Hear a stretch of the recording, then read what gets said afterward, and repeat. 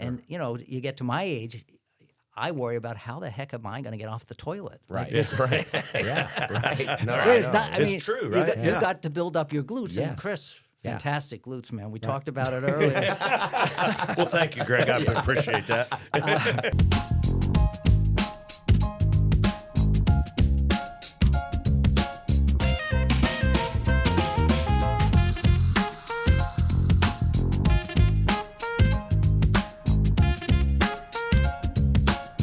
Well, joining us today at the table is Dr. Greg Mishkel, former director of the Heart Institute here in Springfield with Prairie Heart. Prairie Heart, right? Thank you for making the journey from Chicago. We know now you are there. You left us, and we want to get you back to Springfield. But thanks for joining us. We appreciate you being here. It's great to be with you guys. Yeah. So one of the things we've learned when we do this crazy podcast is people love to hear people's journey, their story. Right. And I think one of the things that while a lot of folks in Springfield know you because of the care you've delivered for many, many years, a lot of folks probably don't know of your journey and how you ended up in Springfield. So tell us how you got here. Well, it all started in a 5,000-watt radio station. Well, it depends on how far back you want to go. I was actually born in Australia, so I have an Australian passport. And father picked us up and moved us to New York City in 1967. Okay. Not a great place to move to in 1967. We lived in New York City from 67 to 69, and he made a decision to sort of move us out of New York City and move to Canada. Okay. And became a naturalized Canadian citizen, and I lived in Canada till 1992, went to medical school, did all my medicine training, cardiology training, and started to get the itch to think about a bigger country, taller horizons, able to do more things, maybe be a little bit more entrepreneurial. And it actually back then, it was actually a tough border to get across. Is that right? Yeah, Oh, really? it was. Okay. It's not like what Trump's trying to do now. Yeah. It was actually hard as a doctor to get across that border. No kidding. Wow. Yes, it was. It was not a welcoming environment, and but there was a visa, a lottery visa, a lottery, and you would write your name on a postcard, and you would mail it to the State Department. And they would take this postcard, and I guess they put it in a big drum. And once a year, they'd take names out of the drum, and they'd go, kind of like Oprah. Hey, I didn't win a card. I didn't win a card. I won a card. Yes. I won a green card in love the effing lottery. I could not believe it. First year, I did not win. Okay. So next year, I put my name on the postcard, and my wife at the time, and didn't think anything, mailed it in. And I guess about 3 or 4 months later, I get this big manila envelope, and it says, "Congratulations, you are eligible to move to the United States free of labor restrictions. You have won a green card in the lottery." Nice. How about that? One but you have to pick up and move within 1 year. Okay. So Within a year of when you got them the mailing card. you that Okay. thing, Yep. you got to pick up and move it within a year. And so I had a job at University of Toronto. Actually, I was a professor or assistant professor of medicine at the time, and I just went on tour of the United States from California to Florida and in between. And trying to figure out what kind of practice I wanted to be in. You know, I thought the idea of being in California would have been fantastic. In fact, I interviewed in a real nice community called Walnut Creek, which is in Contra Costa County across from San Francisco, very she. Thought, man, this is going to be a great place to live. But it was not such a great job, driving around all these different hospitals and turns out that maybe California wouldn't have been a great long-term solution in any event. But be that as it may, ended up in Jacksonville, Florida. Went, boy, it's nice and warm here, but maybe in the summertime not so much. Yeah. And then somebody said to me, "Hey, Greg, you should there's a great university in St. Louis. You should interview there." I went down to St. Louis University, which at the time was a hotbed of cardiology work, and I interviewed with a guy down there who came to know quite well, and he said to me, Greg, you really, it sounds like you want to leave the University of Toronto, you want to leave an academic center. It sounds like you really want to be more in private practice. He said, there's this great group of guys just up at the road in Springfield, Illinois. No kidding. I said, Spring where? Spring what? Yeah. Yeah. Yeah. Where is that place? And then, Were you networked into the medical community in the United States? Nothing. You didn't know nothing, anybody? Okay. Nothing. So, but I said, this professor at St. Louis University is telling me about spring something, Illinois. And I mean, how bad can it be? It's the capital, right? Right. How bad can it be? Well, as it turns out. So anyhow, I just I said, when he's telling me to go to this private practice group, a professor is telling me to go to private practice. He says there are a bunch of what we call in medicine academic refugees, meaning a bunch of bright guys who all used to be in academic medical centers. Mm-hmm. And they all got together and they formed this private practice group called Prairie. Huh. 3 surgeons, 2 surgeons at the time, Joel Schneider and Bert Wellens, and then a bunch of cardiologists, famous guys. Jim Dove, who used to be at the Springfield Clinic, he went out on his own. Wes Moses, Frank Michael, Dick Catholi. And so I just wrote a letter to George Taylor out of the blue. I said, hey, listen, Dr. Taylor, I'm looking for a job. I'm Canadian. I got a green card. Gots to move. I got a year. I got a year. Yeah. Feet do your stuff. Yeah. And Now, when you get a green card, is it unlimited? Like, can you live here for? you can live here forever. Forever. Okay. Right. Okay. So you don't need to do anything but have the green card. Okay. Obviously over time I converted it to citizenship. Sure. Because it's a greater degree of security to be a citizen than to necessarily just have to be a visa holder. So anyway, wrote a letter to this guy, George Taylor, who's still alive, practices he's semi-retirement out in South Carolina. Great guy. Could sell ice to the Eskimos. He's just an incredible, charming guy. And said, I heard great things, and I'd love to interview. And he wrote back, he said, we'd love to have you. And set up a day to meet with George, Wes, Frank, Dick. Dick just retired. Dr. Catholi just retired. Bert Wellens, and Joel Schneider, and it's kind of like buying a house. Like I'd looked at all of these practices, and it's just like you look at homes, right? And Right. When I go home shopping, I say to my wife, "Oh, this is a nice house. I can live here." She goes, "No, that's not the house." Yeah. Right. Yeah. You're right. I didn't like it at all. Yeah. And then you go to another house, and I can live Can't here. imagine Denise saying No, that. no, she says, no, we're not going to live here. Then you go to the third house, and you go, oh, Yep. this is the house. And he goes, this is the house. Yeah. Right? Yeah. And so Yeah. we're going to live here. Right. So I walked into this practice, and I went, oh, my God, these guys are amazing. What they have built here in, was it Springfield? Yeah. Springfield, Illinois, incredible. That's awesome. And I said, I got to move here. So then I had to convince my ex-wife at the time, and she fortunately went along with it. And we moved to Springfield, Illinois with, I think I try and think back about how much money I had in my pocket at the time. I think I had my entire retirement savings, which was about $12,000. So I took them out of I took my retirement savings out, $12,000. This was 1992 in the era of 20% mortgage rates, Yes. if you remember. Yeah, That was the yes. mortgage of my home in Toronto. So I didn't have much equity. I had a very large mortgage payment. And we picked up and we moved to Springfield, Illinois.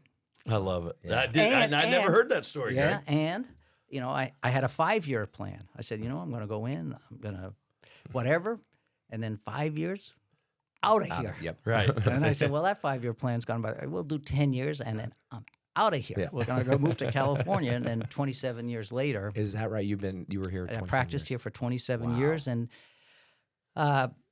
did some professional development along the way.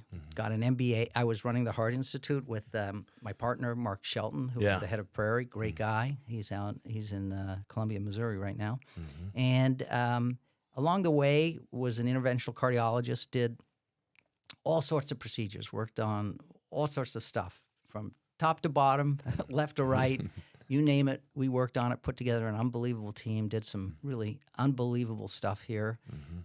Honestly, became nationally known. Yeah. Wow. You know, Right. probably one of the top 10, 20 single-site cardiology groups in the country. That's impressive. We And televised right here in Springfield, Illinois. We huh? televised live to national conferences, had satellite trucks coming in. My partner, Dr. Singh, who also just retired, did some incredible research, got a great reputation. But along the way, it's hard work. It's not like being in cleaning and restoration. It's not that hard, Chris. I know. Yeah.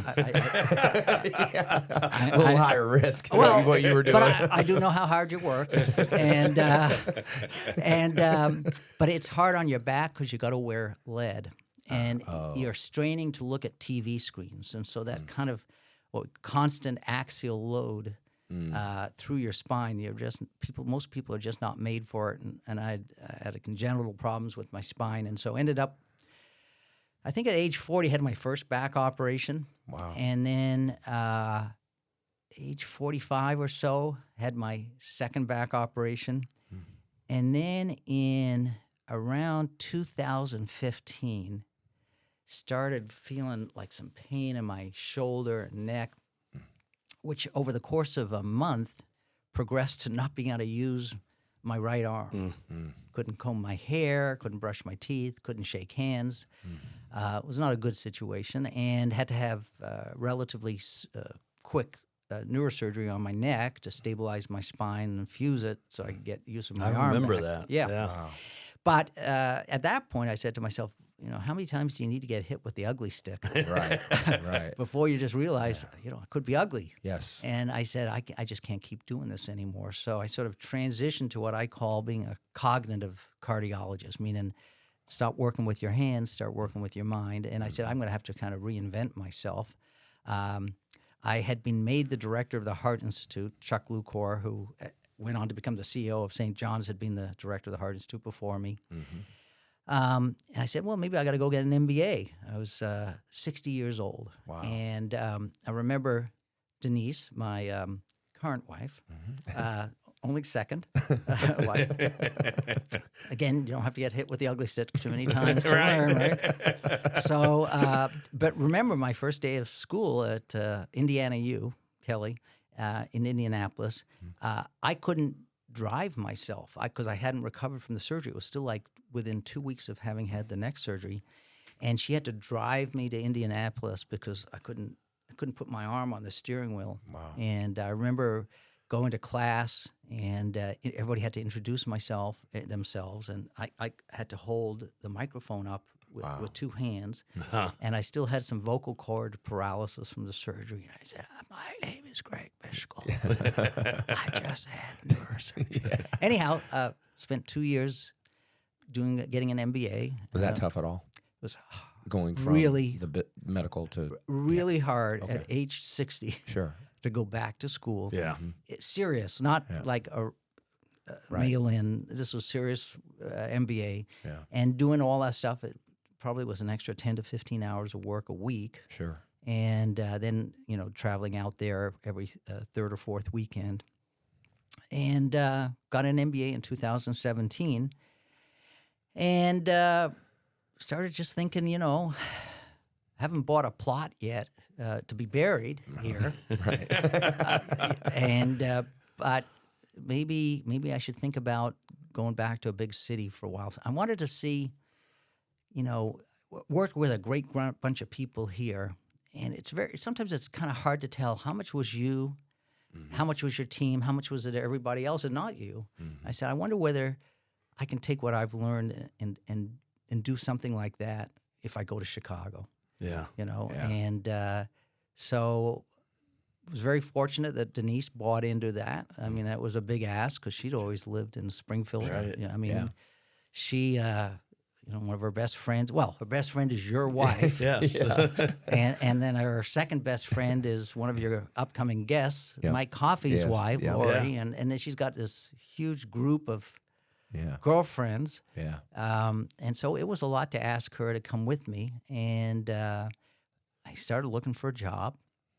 And she said, "Oh yeah, you go look for a job." And I don't think she thought I was going to get one. Not Denise. And then I Nobody's said, going to hire you. "Right? I mean, why would they?" Yeah, who would want this guy? You know, at this point, I'm 60. Yeah, I was 62, I think. Right? No, nobody's going to hire a 62-year-old guy, for God's sakes. So she was pretty sure that this was not going to happen, and that she should just let me go and do these interviews. And I went and did the first interview. I said, "Well, they liked me." And she said, "Oh," I said, "Should I keep going?" She said, "I'll, keep going." I said, "Okay." So I then, went through the rounds of interviews, and I said, "It's just me and another guy as a finalist."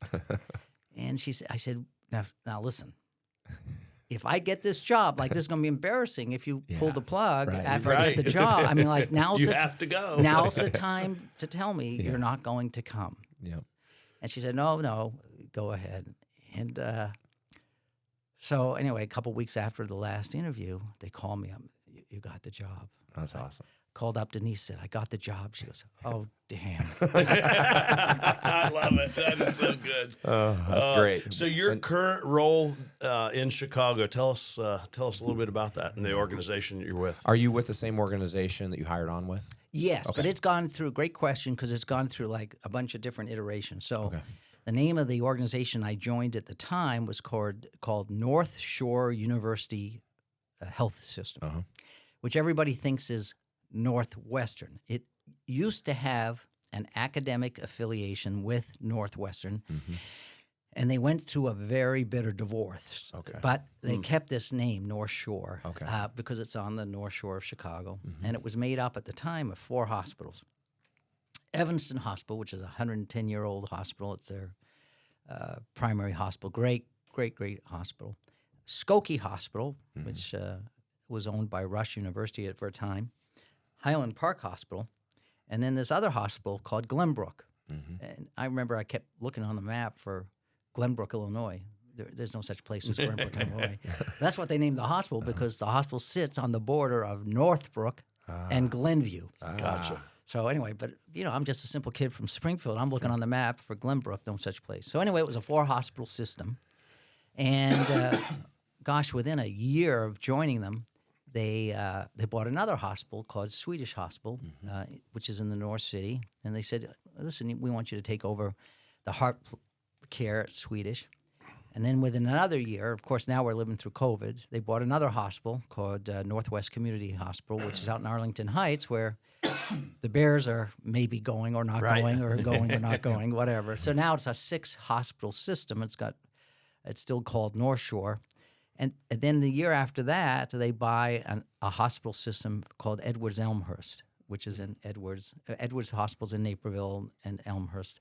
And they bought a psychiatric hospital. So now it's a 9-hospital system. And each time they buy these hospitals, they keep saying to me, "You should do this. Why don't you take over this?" And I said, "Well, this will only cost you this much more money." And then I have to go back to Denise and say, "Well, can we do this? Can we do this? They are going to pay me X more money, and but it'll be another year or two out of our lives." But now it's a 9-hospital system, and they just rebranded and became Endeavor Health. Okay. And as you know, when we go to the hockey games together, they sponsor the Blackhawks. Oh yeah. So they're on the rink there on the boards. Yeah, very cool. So didn't you oversee the building of a large new cardiac facility as a part of your role? So I feel really, really fortunate, because I don't know too many people in my position who have got to be instrumental and help build 2 heart institutes, because I did it in Springfield. Sure. Yeah. Jim Dobb, Frank Michael, some other folks got together with the sisters and had this vision of, like, let's build this heart institute. Sure. And still have a picture of me with a shovel and my little daughter at the time.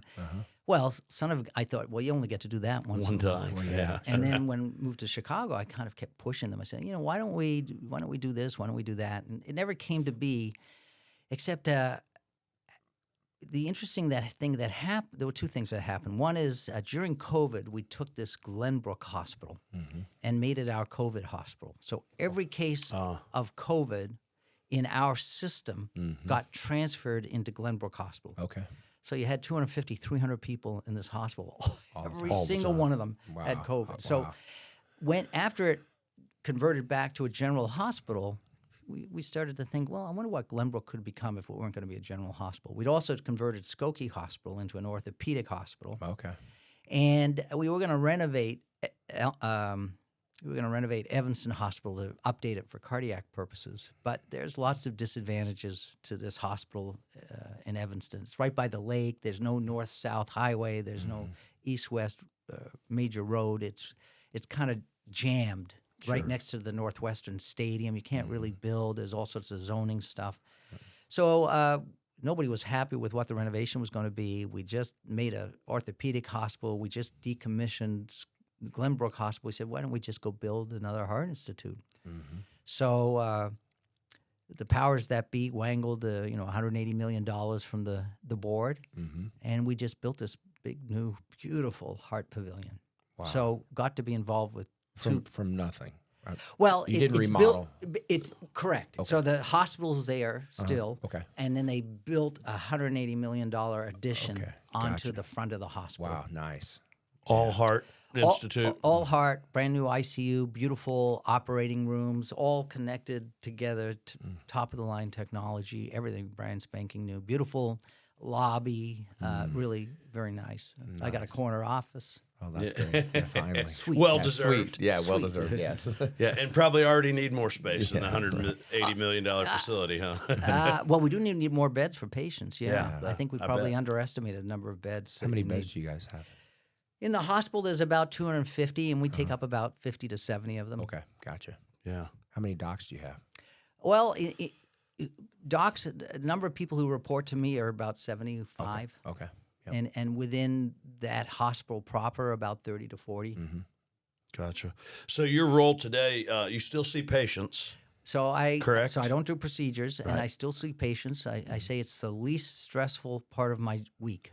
Is that right? It's the only part of the week where I can just. Yeah. It's the easiest part of my job, right? Like I've been seeing patients since I was a doctor in You've been 1982. doing this all your life, right? It's like it's just like second nature, right? You just kind of go in there, you shoot the breeze with somebody, and you sit there, you type, you talk, you take notes, and you listen to them. And they just like you asking me to tell my story. I just ask patients, tell me your story. Why are you here? What do you want? What do you want to know? But do that one day a week, and then the rest of the time I'm herding cats. Yeah. I was going to say, so that's the least stressful. Least What's stressful. the most stressful part of your week? Herding cats and working with doctors. Yeah, I bet. You just really don't want to work with doctors. I know you had Ed Curtis on your podcast. Yes. Very, very bright guy. He did Yeah. an unbelievable job in Springfield, and always admired the work that he did. But he'll tell you, well, maybe he wouldn't tell you, but I bet He probably would. off the record, maybe. Yeah. he might say the worst part of my job Yeah. is herding cats. Does it make it any easier that you were or are a doctor when you work with them as far as the respect goes? Yeah, so I think part of being a physician leader is that if you go too much over to the dark side, you do start to lose the respect of the doctors. Sure. I think that to some extent, you gotta be in the trenches Sure. for them to respect you, and you know you've got to have the best patient ratings. You know and I think that they may not always like me, and I don't know necessarily if every one of them respects me, but I do think everybody there says, well, he sees patients. Sure. You know, I see how he treats patients. You know, and so I do think that to be a physician leader, it helps to continue to see patients. Yeah, that makes sense. And tell me if I'm wrong. It feels like to me that in the healthcare industry, things are moving more that direction, physician-led organizations more it's, so you know, it's than in the past, or no? No, it's a great question, and it's interesting you ask that. Actually, if you look in the healthcare industry, the hospitals that many of the hospitals that have the highest ratings are led by physicians. Is that right? So, for instance, Mayo Interesting. Clinic is a physician-led Sure. hospital. Cleveland Clinic, physician-led. Virginia, and you can go on and on. Now, there's obviously other great hospitals that are led by administrators, many of whom have been nurses. Yes. Ed is a nurse. Yeah. Right. Um, and they're equally successful. Yes. But I do think that there's certainly, I think it'd be fair to say that many physicians at a certain point in their career start to think about administrative work of some description. Yeah. Yeah. Interesting. Yeah. So what's the healthcare, the cardiac world look like today compared to, say, when you started at Prairie Heart in 1992? Massive changes, right? So you want the good, the bad, or the ugly? All of the above. All of it. Yeah. All of it. Yeah. And how is it working with insurance companies on new procedures and new techniques? Is that an issue? Like That is if a you come up huge with- issue. Yeah. With So, something- it's an interesting question because you oftentimes hear about these these medical breakthroughs. Right. We can replace heart valves without doing open heart surgery. Mm-hmm. There's actually a disconnect between the FDA approval of a procedure and Medicare reimbursement of that procedure. Interesting. So you can have a breakthrough procedure or a new technology, but you may not get Medicare reimbursement for a year or two. And so you're left with this lag, like, do we do the new procedure? Do we don't do the new procedure? How do we get paid for the procedure? Yeah. And then if Medicare doesn't pay for it, Yeah. then the commercial insurers don't pay for it. Right. Interesting. So, but insurance is a big part of healthcare in the sense that healthcare is very expensive. Yeah. And people having to pay more and more of their healthcare expenses themselves, and hospitals are making less and less margins. I mean, the margins on healthcare are razor thin. Like, if you're a successful system or hospital, Yes. if you're making 10% operating margin, you're doing unbelievably well. Is that right? Yeah, single-digit operating margins are probably the norm, and many, many, many systems are underwater. Wow. Yeah. Interesting. And that has long-term consequences in this environment.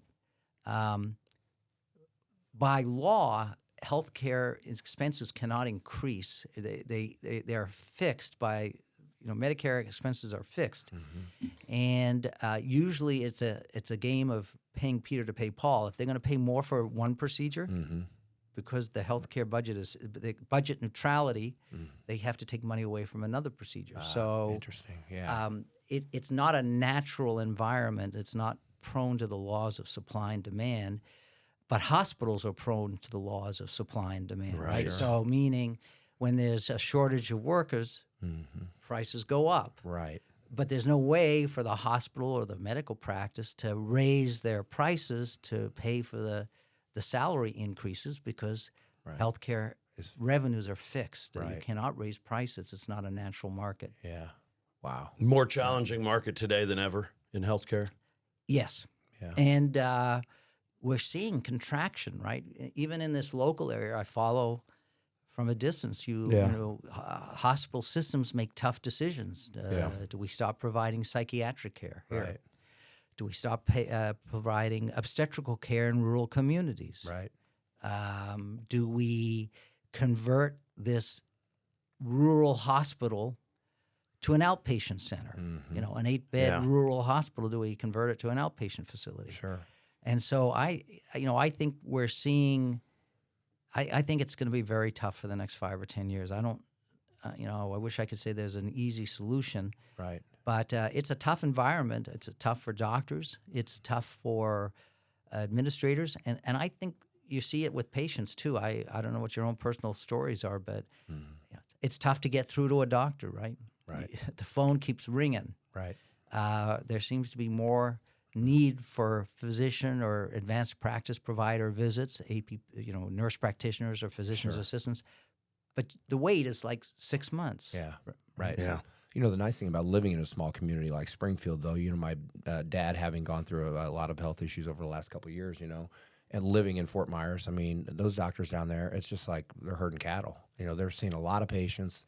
The right hand doesn't always necessarily know what the left hand is doing, but I feel like here in Springfield, 1 or 2 phone calls and you can get in to see somebody. I don't know if you agree with that. Listen. And I don't mean anything derogatory towards South Fort Myers because he had great care, but a lot of times. Well, I think what you're saying, of course, is that is the beauty of living in a community for a long period of time is that your neighbor or your Yes. neighbor's best friend is a doc who can help out. And, in a community like Springfield, there's a lot of you scratch my back, I'll Yes, scratch your back. It's just part and parcel of living in a small town. No, it's not a small town, a small city, Sure. right? Yeah. And it's still a small city. With, Absolutely. Yeah. I remember when I'd call the hospital and, they'd page me like, hey, it's Dr. Mishkel, and the gal would say, hi, hon. Yeah. Right. That's Dr. Hun, too. Yeah. But it's very true about this community. I mean, I think Yeah. there was more than one time where either I or Janelle called, so let's call Greg and see if Yeah. he can help us. Yeah. Well, if So- you had called me, I'm not so sure, but Right. Janelle, of but, course, called me. understood. Yeah. That's what most people say. Yeah. What are some of the breakthrough technologies that you guys are working on up at your hospital Right. in Well, cardiac care? So, there's been some, unbelievable breakthroughs. So, for instance, less and less open heart surgery being done. Literally replacing every valve in your heart now, non-surgically. Wow. And that field just continues to evolve so quickly. And we'll be at the point, now we're at the point where it's literally an overnight stay, and we're going to be at the point in a couple years where you'll come in, get a valve replaced, and go home the same day. That's incredible. No kidding. That's incredible. Yeah. It's amazing. Yeah. Another big technology changes, the treatment of atrial fibrillation. That's a heart rhythm where your heart beats like a bag of worms. It's irregular, causes clotting, strokes. People feel lousy, short of breath, get chest pains, winded. And we do ablations to get rid of that arrhythmia. Well, now we have this whole new technology called pulse field ablation, which is much more predictable, much safer. You can do these procedures with less time, less anesthesia. So lots of new procedures. But, the other thing that's kind of exciting in heart care are just the new drugs that are available. I routinely prescribe diabetes drugs. And I write these prescriptions, and the patient goes to the pharmacy, and the pharmacist says, you're being put on a diabetic drug. And the patient says, I'm not diabetic. And I said, oh, you don't understand. We write diabetes drugs now for heart failure. Interesting. We really? write diabetes drugs for kidney disease. We write diabetes drugs now for weight loss, right? Wow, The yeah. injectables. Sure. So this whole, these new drugs treating that were initially figured to be used just for diabetes, being used to treat heart disease, heart failure, kidney disease, weight loss. Really kind of remarkable change in how we practice medicine. Interesting. Yeah. So for a couple guys that are, I'm 61, Brad's 55. Yeah. What do we need to do to make sure we keep our hearts in And the that we best look shape as we young can? as you and do. look like you do. I don't know what your age is, but seriously, I mean, can I eat Saputos every night? Oh, that's a loaded question, and isn't it? drink, yeah, right. Yeah, and drink wine every night, or You want to should, look like Mike Coffee. yeah, Jr. right, Yeah, then do you that. can. Yeah. Well, the proof's in the pudding, right? Just look at Mike. We got him coming in later, so we can tell him we Right, talked we can about ask him. him The about guy's that. the picture of health. Yeah. But seriously, what? Well, here's some general thoughts. Number one is it's just bad news to smoke cigarettes. Yeah. It's just bad news, right? I mean, there's no good news in smoking cigarettes. There might be good news in drinking wine, maybe not so much anymore, but at least you can make a story for it, right? Right. And that's what we need to Right. hear. That Well, story. Right. We're going to get Let's to talk that. more about that. No, we're going to get to that. But the smoking cigarettes is just a bad deal. Sure. So we'll talk about. So we'll take that off the table. Yeah. So that's number one. Yep. So not a problem for either of you guys. Number two is probably weight.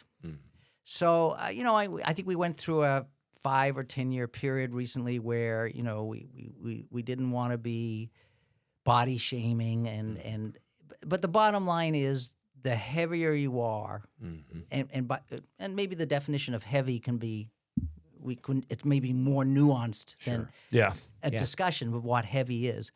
But the heavier you are, for the longer you are, it's bad for your health. Sure. It leads to inflammation. It leads to diabetes. It leads to high blood pressure. It leads to high cholesterol. It leads to osteoarthritis.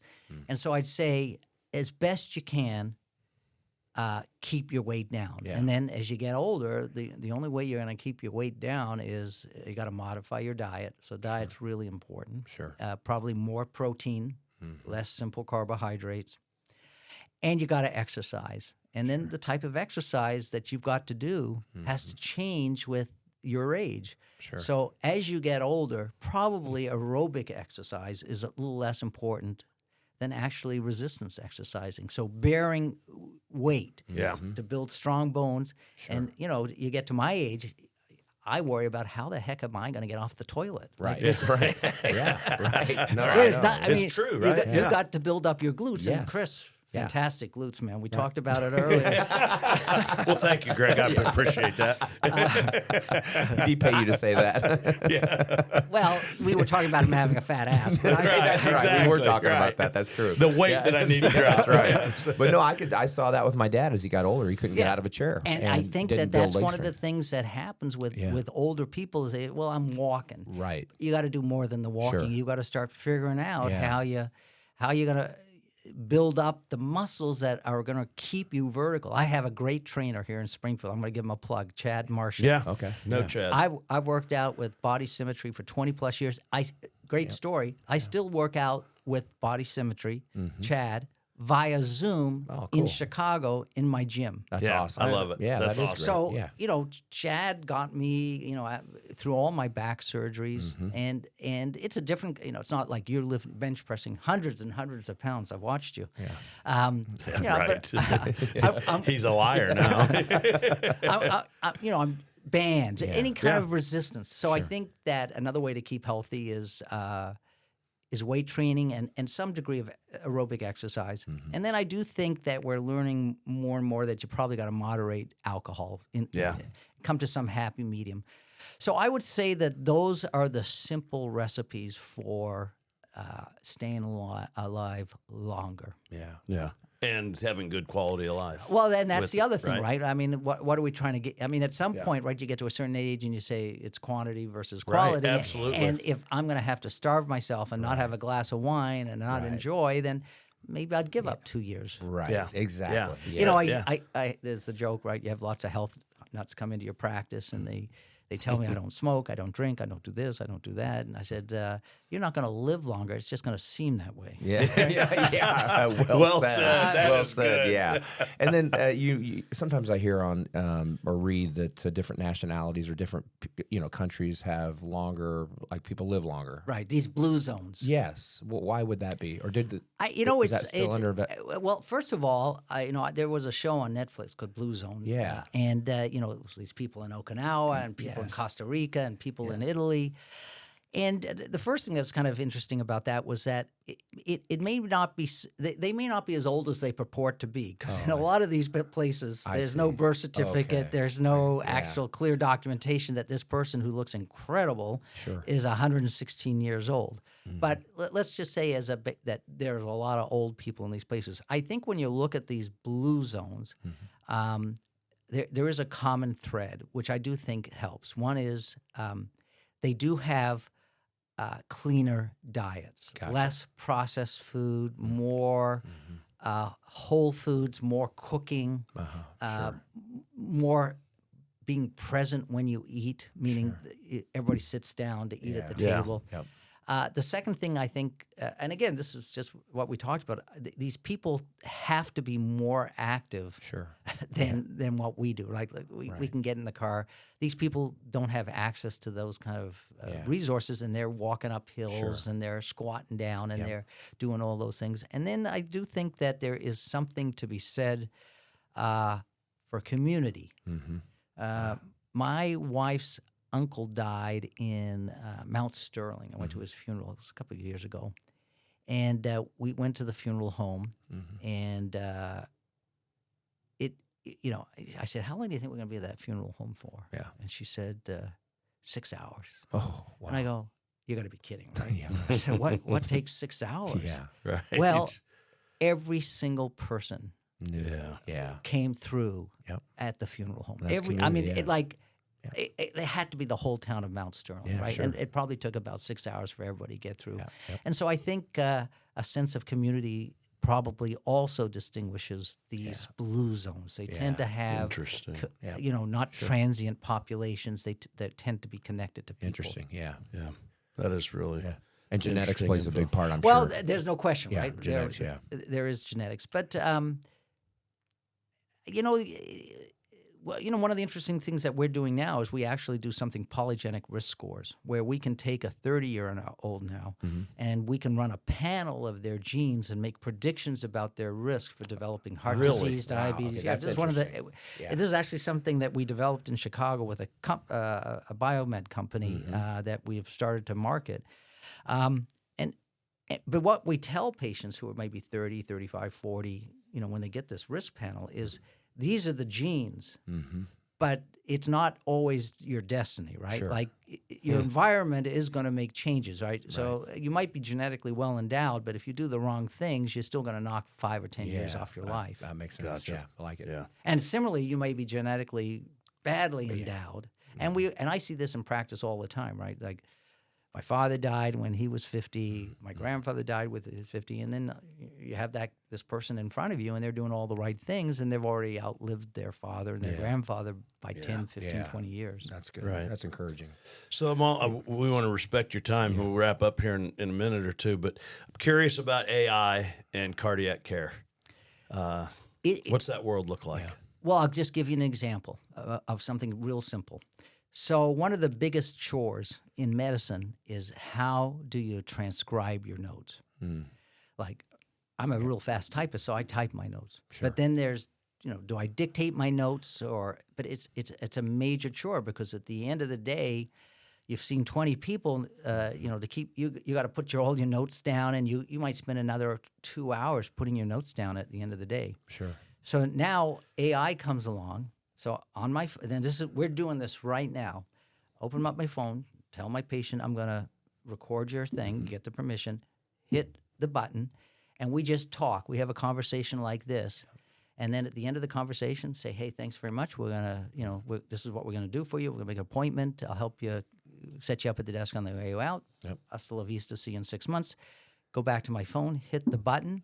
It creates the clinic note. It's not the transcription. Sure. It pulls together a whole clinic note Nice. in medicalese, Yeah, how about that? That's pretty cool. and then imports it, and that's it. It's done. terrific. On to Yeah. the next person. Yes. Don't have to, you might want to edit it, but everything's put in, the medications, your all your judgments. How about That's that? that's That is what pretty that's cool. what that's how cool AI is, and we're doing all sorts of other cool things. But that's a real life example how we're going to save docs an hour or 2 out of their day using That's AI. terrific. Yeah, that's pretty awesome. So we always ask folks as we wrap up, if you could go back and tell your younger self, give your younger self a piece of advice based on what you've learned over the last 30 years, what advice would you give a younger Greg Mishkel? Yes. Well, there's the obvious, like be nicer. Right? I probably would say I wish I'd learned patience earlier. Well, we hear that one a lot, don't Yeah. we? Really? For sure. Yeah. Yes. Oh, yeah. I was pretty. That's me. Well, that's I for mean, sure. that's one thing I said when we talked. I said, Yeah. I would just, I was quick to judge people too, and not be patient Right. about decision making, for sure. I wish I'd just been patient earlier. I was hell on wheels. Yeah. Yeah. I believe that. I believe that. Yeah, we have heard it more than Yeah. once. Hey, I still struggle with it. Yeah. It's a tough one. Yeah. So It's been an honor having you. Oh, with it's us been today. great to it's see you been guys. awesome. Yeah, and I learned as much time as we've spent together. Yeah. I learned some new things about your Yeah. story, which is pretty cool. And I got to tell you, I spent a couple days with you last year Yeah, in you did. Chicago, and I didn't know you very well. And I told Chris when I got home, what a great weekend. Yeah, we had a great that time, didn't we? Jennifer and I had with you guys. Yeah. We shared a ton of laughs, saw a great hockey game. We did. And we get to do it again in March. We get to do it The again. old And I'm Blackhawks looking game. forward to Yes, it. for Looking sure. forward to it. Yeah. Yeah, it'll be fun. yep. Thanks for doing this. We appreciate it. I really appreciate you inviting me back, and maybe as you know, I bought a house here, and looking forward to spending more time. Yeah, in we the can't future. wait to have you guys Yeah, back. for Yeah. sure. Yeah. Thank you. Great. Thanks, Yeah. Greg.